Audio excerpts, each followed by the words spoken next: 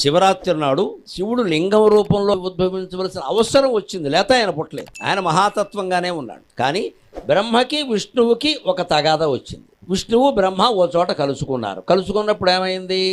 విష్ణువుకి బ్రహ్మదేవుడు తప్పితే ఎవరూ కనపడలా. బ్రహ్మదేవుడు ముందు వచ్చాడు, ఆయన తప్పితే ఎవరూ కనపడలా. ఏమనుకున్నాడు? బ్రహ్మదేవుడు కూడా అజ్ఞానంలో పడి నేను ఒక్కడనే ఉన్నాను కాబట్టి సృష్టికి మూలం నేనే అనుకున్నాడు. ఇదో అజ్ఞానం. ఆఫీస్ అయిపోయాక అందరూ వెళ్ళిపోయాక నువ్వు ఒక్కడివి ఉంటే నీదే ఆఫీసా మొత్తం అంతా? ఆయన ఉండి అనుకున్నాడు సృష్టిలో ఎవరూ కనపట్లేదు, అంతా జలం, నేను ఒక్కడే అంటే నేనే మూలం. ఆయన కింద పద్మం ఉంది, పద్మానికి నాళం ఉంది, నాళం చివరో పెద్ద మనిషి ఉన్నాడు అక్కడ విష్ణువు. ఆయన పైకి వచ్చాడు, నోరు మూసుకో నేనున్నాను ఇక్కడ అన్నాడు. నీకంటే ముందు నేను అన్నాడు. ఇద్దరికి తపదా ఎందుకు వస్తుందండి? అహంకారం. దేవుడైనా సరే, విష్ణువైనా సరే, శివుడైనా సరే, బ్రహ్మ అయినా సరే నేను నాది అన్న భావన ప్రవేశించగానే అజ్ఞానంలో పడినట్టే లెక్క. పడ్డారు ఇద్దరు, గోతులో పడ్డారు.